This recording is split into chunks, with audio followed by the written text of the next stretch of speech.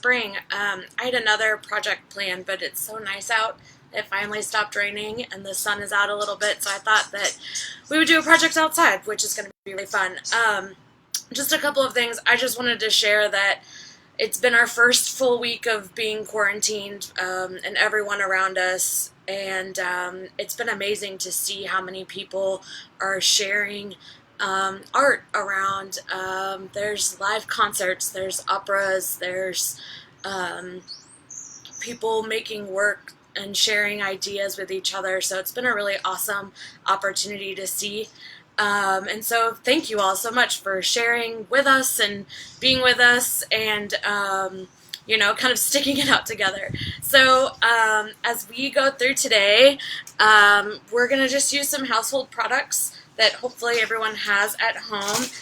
But I've been thinking a lot since it's springtime of the Impressionists, were the kind of hipsters, if you will, of the day that decided to take their paintings outside and to really look at the world around them. Their canvases got smaller,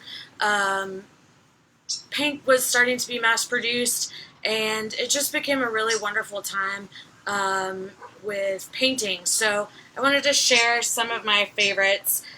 This is, let me get it so you can see it. Not this way, this way. A Monet. It's hard to, my camera. Monet. Then we, of course, have another one. Monet was really interested in, oh, that's Mary Cassatt. Monet is on this side here. Was really interested about how to capture light in paint, and so he would sit and would paint structures and objects in the morning and then in the afternoon and then at night, and have these wonderful kind of sets of or series of paintings. And then we get a little bit later in the Post-Impressionists, and you can see Cézanne, which is here on this side. And what's really awesome about these artists is that they're painting really quickly and not, you know, putting a lot of thought into it, but not painstaking on each of their brush strokes. So paint's really thick, brush strokes are really short and fast and quick, which is when you see them in person, and even that last one I showed you, you can see that thick brush stroke, those lines. They're using palette knives and things that are a little different from the folks before them. So that's what we're going to be thinking about as we paint outside. One of my favorite things to paint on, and here, let me turn you around. We also might see my cat come out.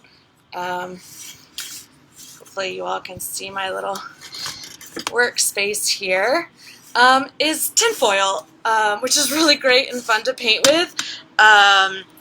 It has that shiny surface, but you can also kind of fold it up and give your workspace so you don't have to put anything down underneath it. Just make sure that there aren't any holes in your foil before you start working. I'm trying to, got a chair, it's windy. Okay, so we're going to use our handy-dandy box that we did use on Tuesday and just squirt some paint in. You can even squirt paint in your foil canvas if you want to, but this is fun if you're with kids and you're talking about what colors make what, blending and using textures and creating your own colors. These are just watercolors that I've had for forever. Probably should have shooken that a little bit.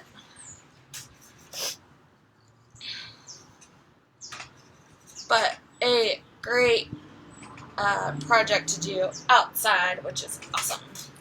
So we're going to set that to the side. If you have any of these foam brushes at home, this is a great time to use them because they will spread your paint out really well on your foil. So I'm going to start with some grass here. And what's great about this foil too is that you already have this texture built into it. So crumple it up really good first and then spread it out. Gets this fun kind of grassy texture to it. Then you can come in and maybe add some daffodils as it's the first of spring. But all of these things happen really fast and really quick. You're not really thinking about it too much, so maybe sky is happening above. And because I'm not washing my brush in between, you're going to get some really cool paint mixes and textures on top of it. So maybe my flowers need to have a little zhuzh on the top. So if you don't have these foam brushes, you can always use your favorite tools, which are your fingers, which are super fun to paint with too.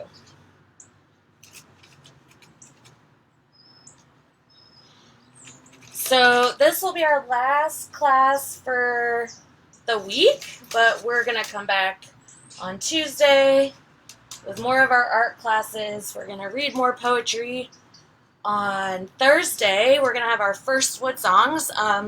Unfortunately, it is going to be without an audience, but we will be broadcasting live so everyone can share a little boogie, a little dance at home with us. And then we're also creating some more opportunities to work with our local artists to help them get paid. It's a strange time for all of us, but really for those of us that work in the service industry,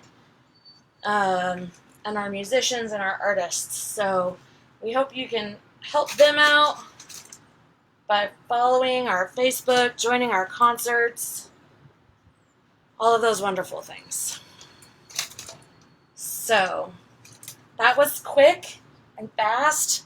You can do this at home. Here, let me see if I can show you guys my little flower fields.